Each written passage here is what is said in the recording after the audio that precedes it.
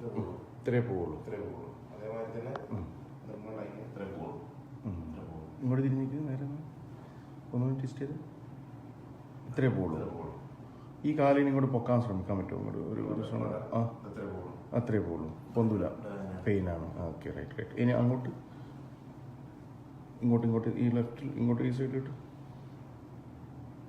ആ ഇപ്പം പെയിൻ ഉണ്ടോ? ഓക്കെ.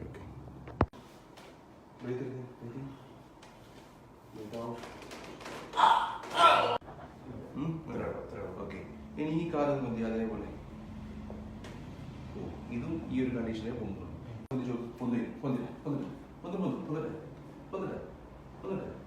നേരത്തെ ഇത്ര ലേറ്റില്ല.